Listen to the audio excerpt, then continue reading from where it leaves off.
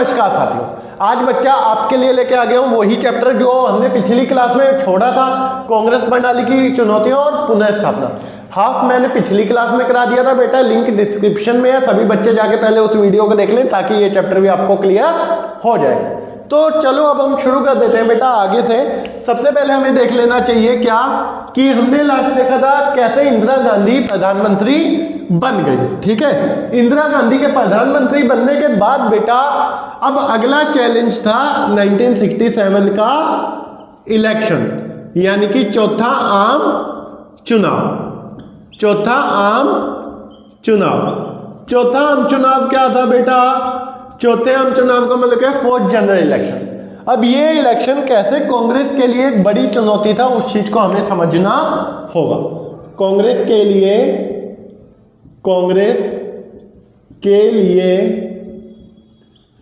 एक बड़ी चुनौती था। ठीक है, किस तरीके से ये हमें देख लेना चाहिए बेटा। 1967 का चुनाव पहला ऐसा आम चुनाव था। ठीक है, पहला आम चुनाव जो कांग्रेस पीटी नेहरू के बिना लड़ रही थी, यानी कि पंडित नेहरू के बिना लड़ रही थी। नेहरू के बिना लड़ रही थी। ठीक है, यानी कि इससे पहले जितने भी चुनाव हुए उसमें कांग्रेस को लीड कौन कर रहे थे? पंडित जवाहरलाल नेहरू जी। ठीक है, अब आपको मैं पहले ही बता चुका हूं कि पंडित जवाहरलाल नेहरू एक मेडिकल लीडर थे, एक करिश्माई नेता थे, जो पूर्ण रूप से क्या करते थे, जहां पे इकट्ठे होते वहां पे उनके पीछे जन सैलाब इकट्ठा हो जाता। लेकिन अब वो वाला मामला नहीं दिख रहा था। और उसके साथ साथ बेटा एक क्वेश्चन और यहां से आया था 2 नंबर का, जो 1960 का डिकेड था का दशक खतरनाक दशक क्यों कहा जाता है? दशक खतरनाक दशक के रूप में, खतरनाक दशक क्यों कहा जाता है? या के रूप में खतरनाक दशक क्यों कहा जाता है या डेंजरस डिकेड क्यों कहा जाता है बेटा? क्योंकि देखो इसमें दो युद्ध हो गए, एक 1962 और 1965। ठीक है, क्या हो गए? 2 युद्ध। उसके साथ बेटा 2 प्रधानमंत्रियों का देहावसान हो गया। कौन से थे 2 प्रधानमंत्री हमारे? एक तो पीटी नेहरू जो पहले प्रधानमंत्री हैं, और दूसरे हमारे देश के लाल बहादुर शास्त्री जी। दूसरे कौन हो गए? शास्त्री जी। ठीक है, 2 प्रधानमंत्रियों का बहुत जल्दी ही देहावसान हो गया था। अब उसके साथ बेटा खाद्यान्न संकट था, और खाद्यान्न संकट के साथ साथ बेटा विदेशी मुद्रा की भी कमी हो चुकी थी। विदेशी मुद्रा की कमी और विदेशी मुद्रा की कमी के साथ साथ बेटा हमारे सामने और भी कई सारे मेजर चैलेंजेस थे, जैसे कि मॉनसून का असफल हो जाना। ठीक है, मॉनसून का असफल हो जाना और XYZ कई सारी परेशानियों से हमारा इंडिया उस टाइम पे जूझ रहा था। ठीक है, जब इतनी सारी समस्याओं के खिलाफ हमारा इंडिया जूझ रहा था तो ऐसी कंडीशन में बेटा हम फंसे हुए थे और कांग्रेस के सामने भी एक मेजर चैलेंज दिखाई दे रहा था। ठीक है, अब कांग्रेस के सामने क्या? अब कांग्रेस इतने सारे चैलेंजेस के साथ क्या था? चुनाव में लड़ने जा रही थी। तो क्या ये खतरनाक हो गया? नहीं हो गया? मतलब एक बड़ा चैलेंज हो गया नहीं हो गया कांग्रेस के सामने? आप सब कहेंगे सर बिल्कुल हो गया। अब इसका रिजल्ट क्या रहा बेटा? इसका रिजल्ट रहा, अब आप एक और चीज ध्यान रखना बेटा, 1967 के आम चुनावों को राजनीतिक भूकंप भी कहा जाता है। क्या कहा जाता है? राजनीतिक भूकंप भी कहा जाता है। अब ऐसा क्यों? याद रखना, क्वेश्चन आता है 1967 के आम चुनावों को राजनीतिक भूकंप की संज्ञा क्यों दी गई? तो देखो बेटा, मैंने ये तो बताया कि इतने सारे चैलेंजेस के साथ कांग्रेस चुनाव लड़ रही थी। अब कांग्रेस इतने सारे चैलेंजेस के बावजूद लोकसभा में तो जीत हासिल करने में कामयाब रही। ठीक है, लोकसभा के चुनावों में तो जीत मिल गई, लेकिन काफी सारे राज्यों के विधानसभा चुनावों में कांग्रेस को हार का सामना करना पड़ा। ठीक है, विधानसभा चुनावों में कांग्रेस को हार का सामना करना पड़ा और बेटा कांग्रेस के बड़े बड़े दिग्गज नेताओं को मुंह की खानी पड़ी। मुंह की खानी पड़ी का मतलब क्या है? हार का सामना करना पड़ा। जैसे कि हम बात करें कुछ नेताओं के नाम बताते, तमिलनाडु से कौन हो गए बेटा? तमिलनाडु से कामराज। आपको पता होगा बेटा के कामराज तमिलनाडु के एक महत्वपूर्ण नेता हैं और कांग्रेस के एक वैल्यूबल नेता रह चुके हैं। ठीक है, तो इतने बड़े नेता अगर हार जाते हैं तो कहीं ना कहीं एक बड़ी समस्या है या नहीं है? आप सब कहेंगे सर बिल्कुल है। ठीक है, ऐसे ही हो गए बेटा। महाराष्ट्र से कौन हो गए? एस.के. पाटिल। कौन हो गए? एस.के. पाटिल। पश्चिम बंगाल से कौन हो गए बेटा? अतुल्य घोष। और बिहार से कौन हो गए? के.बी. साय। इतने सारे नेताओं को हार का सामना करना पड़ा। तो अचानक से कांग्रेस की इतनी बड़ी हार देखते हुए नेताओं ने उसे क्या कह दिया, जो राजनीतिक विद्वान थे उन्होंने इसे क्या कह दिया? राजनीतिक भूकंप कह दिया, पॉलिटिकल अर्थक्वेक कह दिया। क्लियर हो गई बात? अब उसके बाद बेटा याद रखेंगे, यहाँ से एक वो टाइम पीरियड चल रहा था जब ना अलग अलग विचारधाराओं के लोग, अलग अलग विचारधाराओं के दल, ठीक है, एक साथ मिलकर सरकार बनाते थे। एक साथ मिलकर सरकार, आप एक कार्टून देखोगे ना, एक साइकिल पे दिखाया गया, ठीक है, आपकी बुक में ही है, एक साइकिल पे दिखाया गया जिसमें अलग अलग दल मिलकर सरकार बना रहे हैं। एक कह रहे ना इधर मुड़, एक कह रहे ना इधर मुड़। ठीक है, उधर ये कुछ ऐसे राजनीतिक दल है बेटा जिनकी फुल फॉर्म आपसे पेपर में पूछ लेता है, इसलिए मैंने अलग से लिख दिया। 1 मार्क का इंपॉर्टेंट क्वेश्चन बनता है इनमें से। क्लियर हो गई बात? 1 मार्क का इंपॉर्टेंट क्वेश्चन बनता है, जैसे कि डीएमके। डीएमके की फुल फॉर्म क्या है बेटा? द्रविड़ मुनेत्र कषगम। क्या है? द्रविड़ मुनेत्र कषगम। सब बच्चे अपनी अपनी कॉपी में नोट डाउन करेंगे साथ साथ। उसके बाद popular PUF, popular United front. क्या है बच्चा? Popular United front. SSP, संयुक्त सोशलिस्ट पार्टी। क्या है? संयुक्त सोशलिस्ट पार्टी। फिर PSP, प्रजा सोशलिस्ट पार्टी।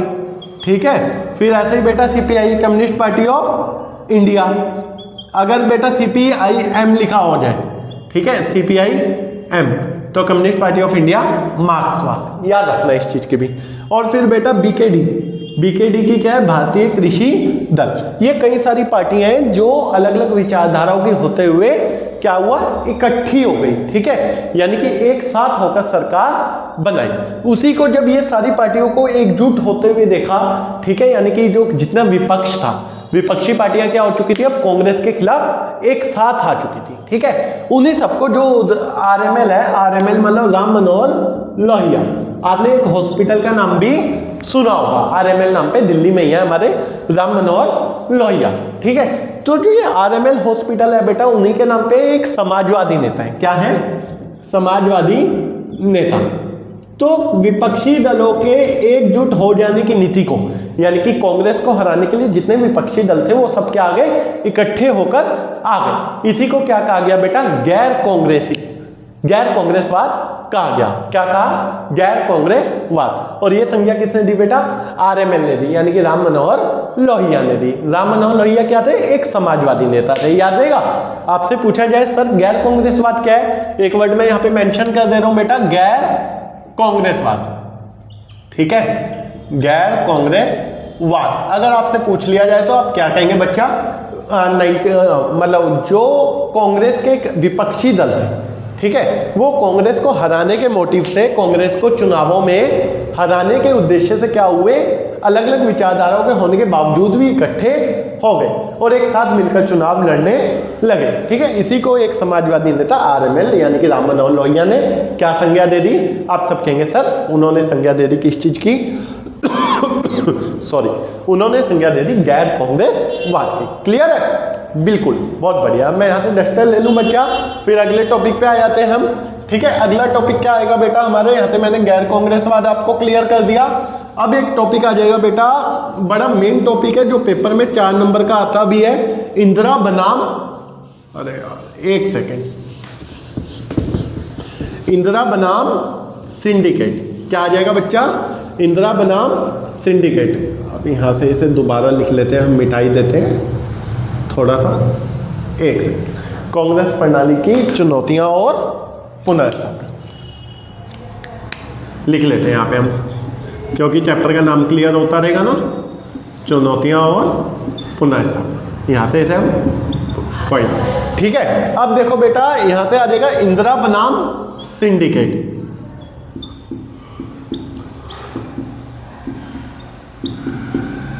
अब पहले एक चीज याद रखेंगे बेटा आप, इंदिरा बनाम सिंडिकेट का मतलब क्या है? ठीक है, तो इंदिरा बनाम सिंडिकेट का मतलब याद रखना। पहले तो आपको ये समझ लेना हो, इंदिरा तो शब्द समझ आ रहा होगा, इंदिरा गांधी जी के लिए वर्ड यूज किया गया है ना, लेकिन इधर एक वर्ड समझना होगा हमें, किसका? सिंडिकेट का।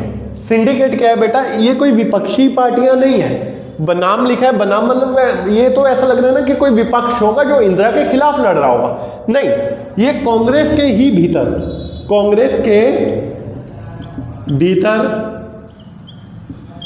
अनुभवी या मैं एक वर्ड यूज करूं वृद्ध नेताओं का, ठीक है, वृद्ध नेताओं का समूह, ठीक है। इसकी वृद्ध की जगह बेटा आप एक और वर्ड लिख सकते हैं, वरिष्ठ नेताओं का। किसका? वरिष्ठ नेताओं का समूह, ठीक है। यानी कि जो टैलेंटेड थे, जो अनुभवी थे, जो एक्सपीरियंस थे, उन्हीं नेताओं का समूह क्या कहलाया? सिंडिकेट कहलाया। यानी कि अब ये वो टाइम आ चुका था जब इंदिरा गांधी को चुनौती कांग्रेस के भीतर से ही मिल रही थी।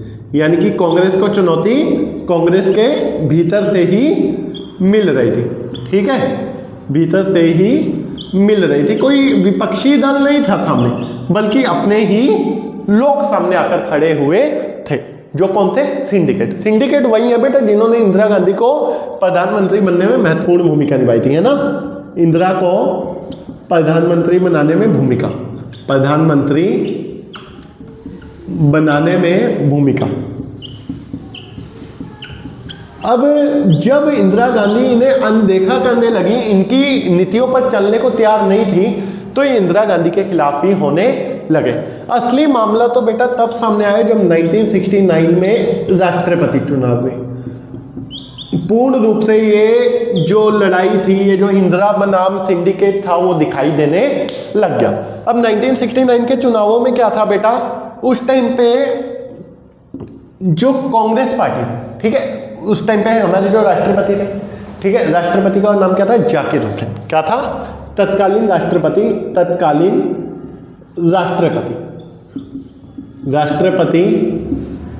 जाकिर हुसैन। तो तत्कालीन राष्ट्रपति जाकिर हुसैन की जब डेथ हो गई बेटा, डेथ का मतलब क्या है? वो एक्सपायर हो गए पद पे रहते हुए, तो अब राष्ट्रपति का पद खाली हो गया। अब राष्ट्रपति का पद खाली हो गया तो बेटा नॉर्मल सी बात है, राष्ट्रपति के दोबारा चुनाव कराए जाएंगे, ठीक है। अब बात उठ गई, चलो अब दोबारा राष्ट्रपति के चुनाव होंगे। अब राष्ट्रपति के चुनाव होंगे तो कांग्रेस ने ऑफिशियली खड़ा किया किसको? एन संजीव रेड्डी को, एन संजीव रेड्डी। अब एन संजीव रेड्डी उस टाइम पे लोकसभा अध्यक्ष थे, ठीक है, जिनकी इंदिरा गांधी के साथ कुछ खासा अनबन बनी हुई थी। यानी कि कांग्रेस ने ऑफिशियली जानबूझ के एन संजीव रेड्डी को खड़ा कर दिया, क्योंकि एन संजीव रेड्डी और इंदिरा की तो बनती नहीं थी। अब इंदिरा इस चीज से बहुत ज्यादा चिढ़ गई, ठीक है। तो इंदिरा ने क्या कहा? इंदिरा ने उस टाइम के तत्कालीन उपराष्ट्रपति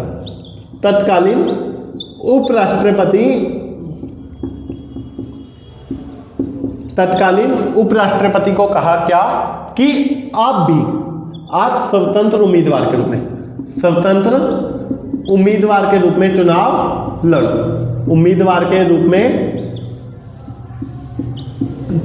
लड़ो, मैं गारंटी देती हूं कि तुम जीतोगे, ठीक है, चुनाव लड़ो। इंदिरा ने कहा जी भैया हम गारंटी देते हैं कि आप जीतोगे, मतलब जीतोगे। अब यहां से स्वतंत्र उम्मीदवार के रूप में अब यहाँ से इन्हें भी राष्ट्रपति बनना था, ठीक है। तो उस टाइम पे वीवी गिरी ने कहा, उस टाइम पे उपराष्ट्रपति कौन थे बेटा? वीवी गिरी। कौन थे? वीवी गिरी। तो वीवी गिरी ने नामांकन किया राष्ट्रपति पद के लिए स्वतंत्र रूप से। स्वतंत्र का मतलब है इंडिपेंडेंटली, ठीक है। अब एक चीज याद रखना बच्चा मेरे साथ, अब आप कहोगे सर राष्ट्रपति की तो डेथ हो गई, अब राष्ट्रपति का पद, ये बहुत कम बच्चों को नॉलेज होती है, राष्ट्रपति का पद संभालने के लिए बनाया गया किसको? उपराष्ट्रपति को, ठीक है। यानी कि जब तक अब राष्ट्रपति नया नहीं बन जाता तब तक कार्यवाहक का मतलब क्या होता है? एक्टिंग प्रेसिडेंट की फॉर्म में काम करेगा कौन बेटा? उपराष्ट्रपति, यानी वाइस प्रेसिडेंट। अब देखो राष्ट्रपति जी को तो डेथ हो गई, उपराष्ट्रपति ने इस्तीफा दे दिया। ऐसी कंडीशन में देश की कमान किसके हाथ में होगी? ऐसी कंडीशन में देश को कौन संभालेगा? ये बड़ा क्वेश्चन बनता है, ठीक है। तो याद रखना हमेशा, ऐसी कंडीशन में बेटा कमान आ जाती है सीजीआई के हाथ में, यानी कि सीजीआई हमारे किस रूप में काम करते हैं, राष्ट्रपति के रूप में काम करते हैं। सीजीआई मतलब चीफ जस्टिस ऑफ इंडिया, याद रख लेना इस चीज को। क्वेश्चन पूछता है कभी कभी पेपर में, जब आप कॉम्पिटेटिव एग्जाम लिखोगे ना बच्चा, तब आपसे पूछेगा कि बेसिकली पहली बार सीजीआई ने राष्ट्रपति के रूप में काम कब किया था, तो कब, 1969, याद है ना, क्लियर है, ठीक है।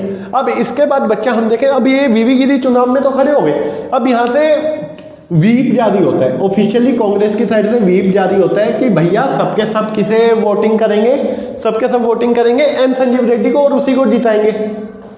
और इंदिरा गांधी ने भी मीटिंग में कह दिया कि सब अपनी अंतरात्मा के आधार पर वोटिंग करेंगे।